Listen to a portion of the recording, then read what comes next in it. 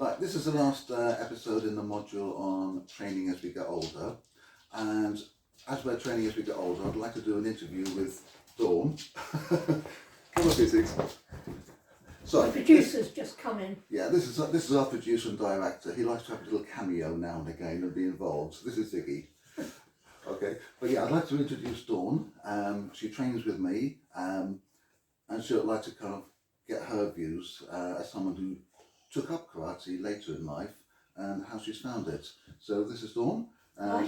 She's a first-time black belt with us. So Dawn, how old was you when you first started training? I was 2 weeks off 68. 2 weeks off 68? Yeah. Right. And starting up at 68, I've had a lot of people in their 40s tell me that they're too old to do martial arts, and you joined almost at 68. Yeah. So I did. Did you find it daunting coming in the club? Yes, I thought it was absolutely terrifying because there were all the men there who obviously knew what they were doing, and me who didn't know a thing. Yeah. It was quite scary, yes. Yeah, I think a lot of people have that feeling coming into a martial arts class that Yeah. you know, they see people all competent and good at what they're doing, and yeah, oh, can I live up to that? But I guess it must be extra daunting being a little bit older. Yeah, no, I don't think so. Not for me anyway, because as far as I'm concerned, age is a number. Yeah, I've got to tell you, Dawn has a very can-do attitude. It's like just her attitude is just give it a go, okay, and she does. So what kind of disabilities or ailments did you have when you first started training? I was a chronic asthmatic with COPD. COPD? I had lived on steroids, some form of medical steroids, since I was 16. The director's just going on. Oh yeah, he's had his cameo all now, he's happy. I had lived on some form of steroids since I was 16 years old, without a day's break at all, ever. So yeah, I bruised very, very easily, I knew that. But I'd always done very physical things, and I've never let it stop me. Right. I wouldn't have a life if I pandered to it. Yeah, quite right. That's what I mean about the can-do attitude. And do you want to say something about dyspraxia?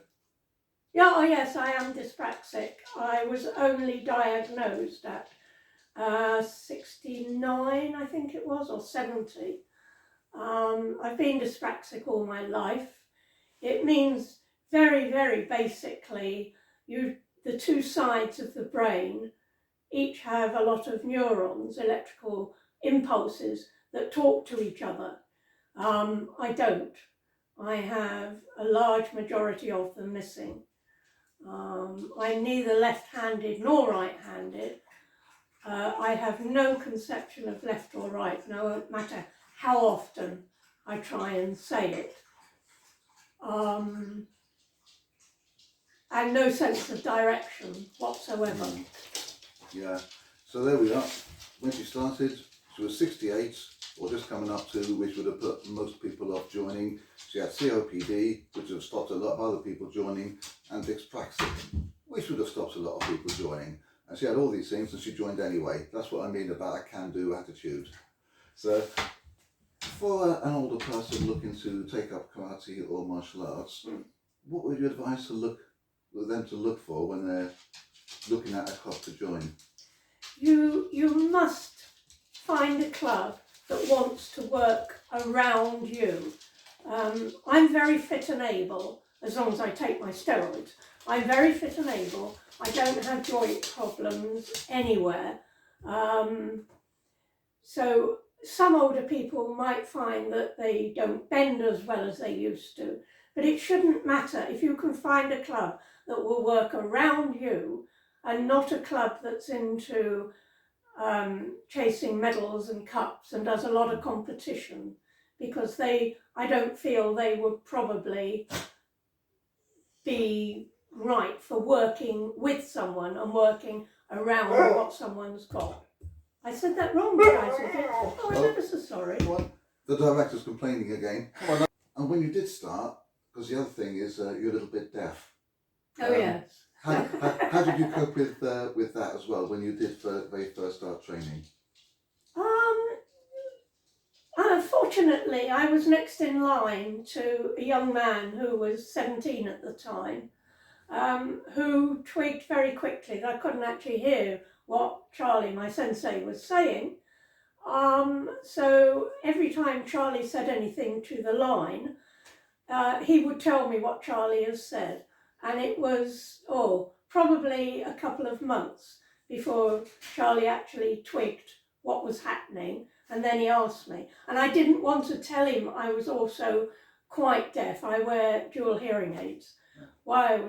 Because in case he said, "Oh no, you can't come," that wouldn't work out. Yeah, I was a bit slow on the uptake. But it was good because one of the things Dawn feared, being an older person and being a lady as well, was that there'd be a lot of testosterone-filled, yes, young men who didn't take us seriously. But I think your experience was quite the opposite, wasn't it? Oh, totally. Yeah. I mean, the young man that worked beside me, he was absolutely fantastic. I thought he was absolutely wonderful. I think he was a yellow belt at the time, which is only 3 grades above what I was, but I thought he was absolutely incredible.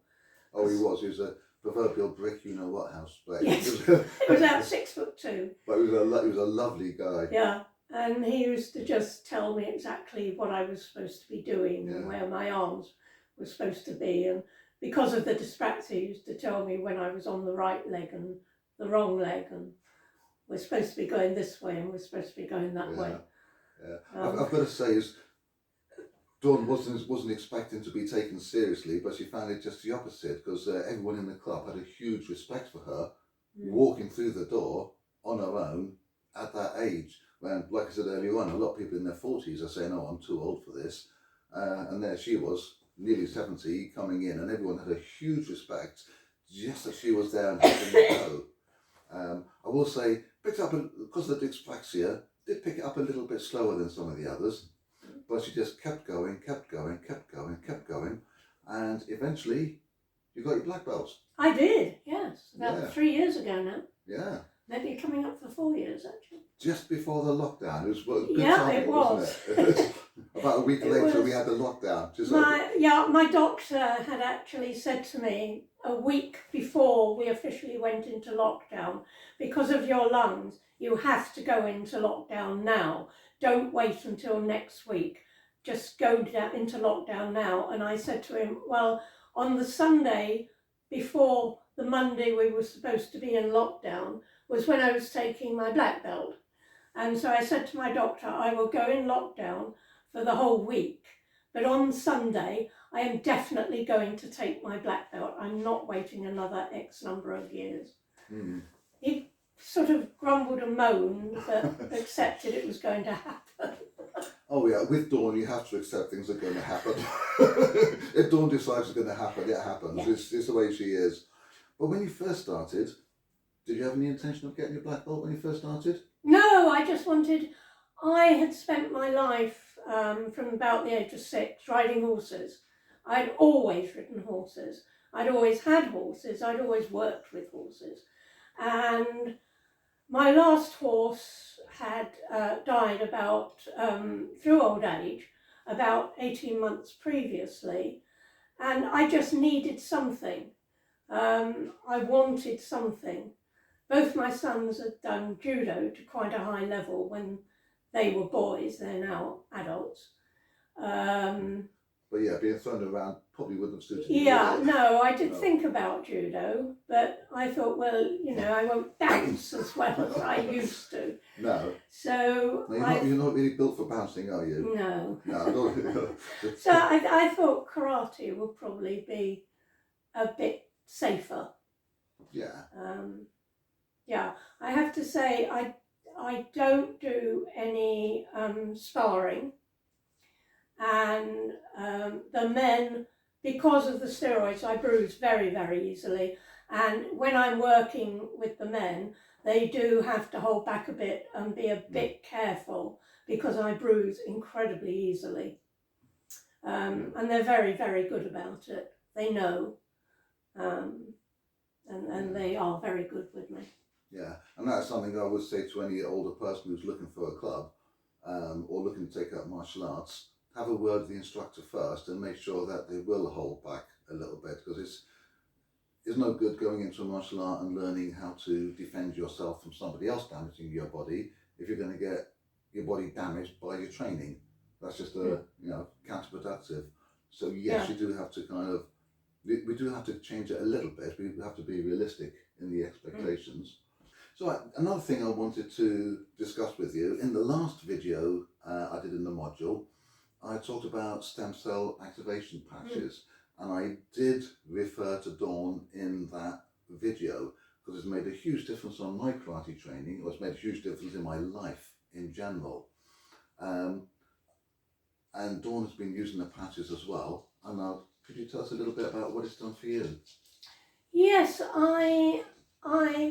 my body tends to throw up cysts in really awkward places, as in on a kidney, on the lung, on the liver, and which is usually incredibly painful. And I go into hospital and I have scans and stuff to tell me where they are. And they do go down. Since I've been using the patches, they go down a lot quicker. I had one on my liver, which they were very worried about because they could just see this shadowy bit on my liver, which apparently was several millimetres, about 10 millimetres, which apparently is quite big for a cyst, for something on the liver. And I was using the patches. I went back for an emergency in-depth scan, I think they called it, a fortnight later, and it had gone completely. Yeah, because they thought they made a mistake, hadn't Yes. they? Yeah, they thought they made a mistake the first time. The second time they looked for it and couldn't find it, they thought there was a mistake, so they double-checked it, didn't they? Yeah, they double-checked it, and it was definitely there the first time, but it had gone the second time. And I had incredible back pain and leg pain, and at one stage I couldn't get out of bed, I had to roll out.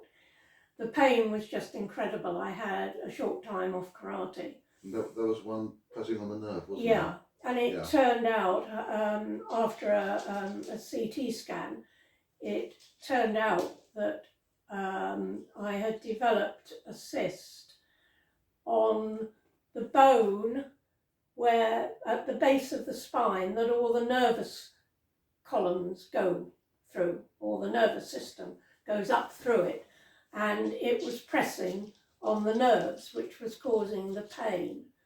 And they gave me the options. They said they didn't expect it to get better by itself. So what was their long-term prognosis? The long-term prognosis was I could live on painkillers.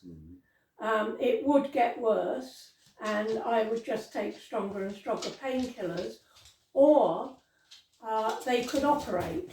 If they operated, it would have a 50% chance of getting better. If it didn't get better, the operation would either make it better completely, or it would make it 100% worse, and I'd be in a wheelchair. I chose not to have the operation. Don't blame you. And I started putting the patches over it all the time, didn't put them anywhere else, because you'll know from the last video you put them on different parts of your body. I carried on putting them over that, and it vanished completely. There's no trace of it now at all. As she's back in training, training It's normally. about 3 weeks, I think. It took about 3 weeks for it to vanish. Yeah. Yep. Okay. So, I mean, different things work at different speeds. With my knees, I felt improvements over the first couple of weeks, and even 3 years later, I'm still feeling slow, gradual improvements. Dawn felt the cyst pressing on the nerve. That kind of disappeared after 3 weeks. Yeah. Yeah, that's incredible, isn't it? Yeah. Yeah. you've also had some scars being affected by it, haven't you? Yes, I used to keep goats, and one of my goats tripped me up one day. She has some strange hobbies. One of my goats tripped me up, and I took all the skin. It just exploded. I hit a dead tree root, knocked myself out, and there was no, well, the skin was there, but it had wrapped around the arm. There was nothing from the wrist to the elbow. And it was, I ended up with two operations, 14 days in hospital, and this was before I'd started karate. And they told me it was doubtful the scars would go because they had to pull skin round and do lots of stuff. And they have started to fade.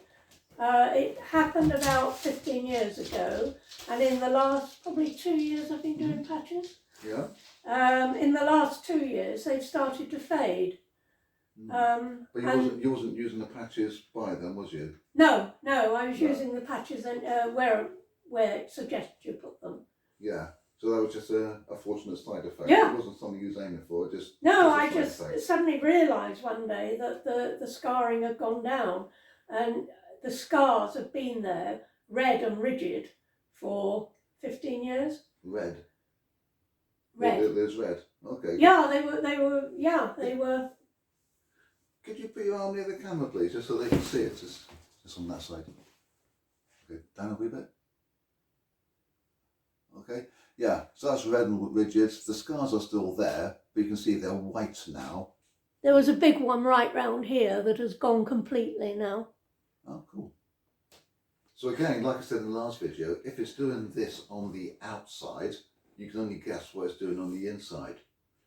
And what about the COPD? Yeah,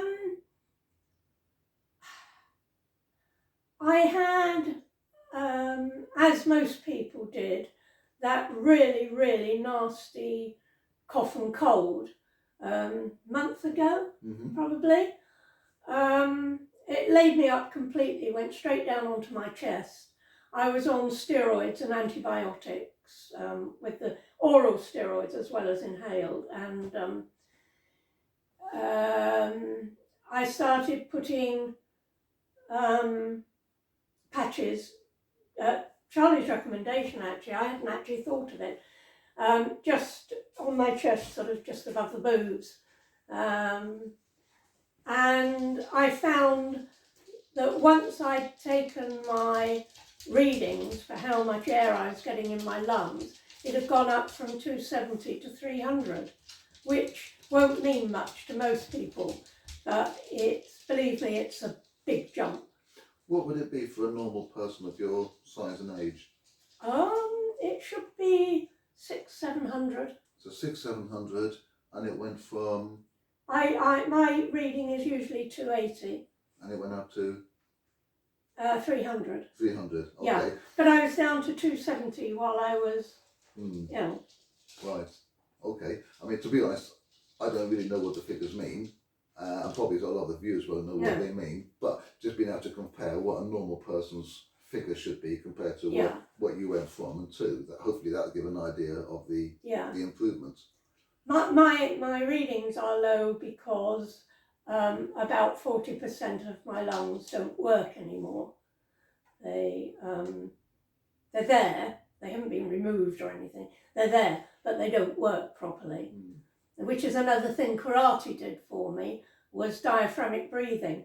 I've always been taught in hospital how to breathe properly, and it was reinforced all the time during karate, which was a big bonus for me. Yeah, because I've got to say that there have been times in karate I've been taught in the past, just breathe out. On the end of a technique, just breathe out. But if you're doing it properly, you breathe out from the diaphragm, not just from the lungs. So yeah, a lot of emphasis on diaphragmatic breathing, and I know a lot of other styles do the same. But that's been a big difference for you, hasn't it? Big difference. Yeah. So for anyone who has got sort of similar ailments to yourself, Okay. Would you have any advice or suggestions to people thinking of taking it up if they had? Well, not only for people who've got anything that I've got. It doesn't matter what you've got. Give it a go, but do look for a club with a sensei who will work around you and modify a lot of the kicks into what you can manage. I can't kick very high anymore. I can kick between waist and knee height now. So that's what I do, and my sensei is happy with that. Absolutely, yeah. There's no point in trying to kick high if your body won't do it. All you're going to do is damage your body. And again, what's the point of learning self-defense? Stop somebody else damaging your body if you're going to damage your own body. So that's the approach we take, isn't it? Yes, yes. Yeah. And also, sometimes you can adapt some of the katas itself. Our primary style is Shotokan, and in quite a lot of our katas we have the side snap kick, Kyagi Geri.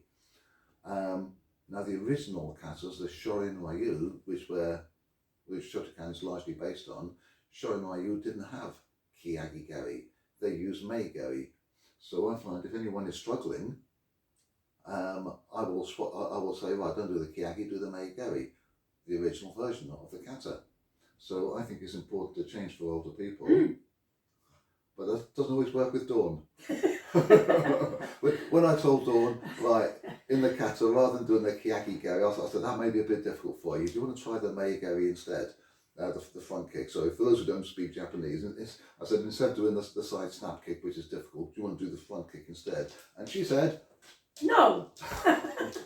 I'll give it a shot, and if I can't do it, then I'll do yours. Yeah, that was it. She insisted on trying the side snap kick first, and yeah, if she couldn't do it, then she'd go to the front kick, and she was able to do it better than I thought she would be able to. So she didn't give in. So yeah, I would say to people thinking about taking it up, or if you have taken it up and you're maybe struggling with something, see if you can do something else instead. Karate is pointless if you can't make it functional.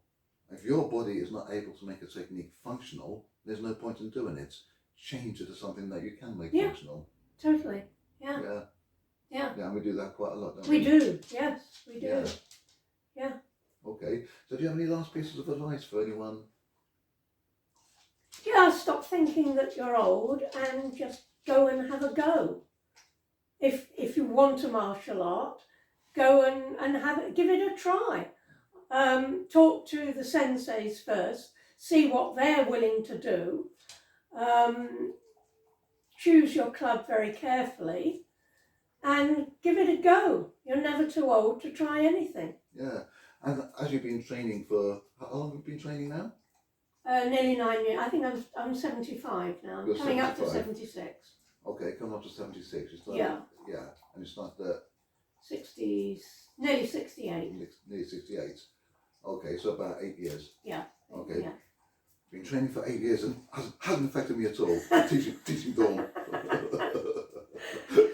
Oh yes, Charlie now can't say turn right and turn left when we're doing our basics in a line. He now has to say go towards the door, go towards the window. It works. We find a way that works. Okay, and it's not important that people know left or right. So some people struggle with it. It's only important that they can get the movements right. Yeah. But we've discussed a lot of the physical side of it, how it's improved your breathing, how it's improved your COPD. Yeah. What about mentally, confidence? My confidence has grown a lot. Yeah. I'm more confident around people than I used to be. Mm-hmm. Not because I was scared of them. I'm not a very confident person around people. I'm fine with animals and I'm pretty good with children. But I've never been terribly good around adults. Right. And it's given me a lot more confidence. Because we do go for a drink, don't we? After training, we'll a group of us will go for a drink and socialise, and that part of it is very good. Absolutely. I mean, I guess if you're an instructor watching this, I would say it does help cement a club together. If you want like longevity of members, socialising a little bit together as well as training together, I would say is a good thing. It helps to bond the club together. Yeah. Now, I'm going to say my mother, she's coming up to 96 now, and I've told her about Dawn, and she finds it a little bit strange that Dawn is kind of going out with the boys. But as far as the boys are concerned, she's one of the lads. Okay, one of the lads with extra bits. So there's no kind of difference there. No, there's no kind of difference at all. None. But I mean, before you was in the karate, would you have mixed with younger people that much, apart from maybe your neighbours? No, I would never have walked into a pub. No, I wouldn't have gone into a pub by myself or even with someone. Yeah. Or that sort of thing. Yeah. But you found the whole crowd very accepting and just treat you like an equal. Yeah. Yeah. Yeah, we have a great laugh. Absolutely. Great fun. And now Dawn is one of my assistant instructors, especially with the kids. And did you ever expect to see yourself in that position? I think I said when I started, I'm not interested in getting grades and getting different belts because I'd read about it. I don't want to do anything like that. I just want something to do, and I want something physical to keep myself fit. And that's what you ended up teaching, especially the kids, and sometimes with the adults as well. Brilliant. Well, I want to say thank you very much, Dawn. Thank you for doing this interview with me. That's fine. It's been great. You've given some good advice and information to I hope so. So thank you very much. Thank you. Thank you for watching.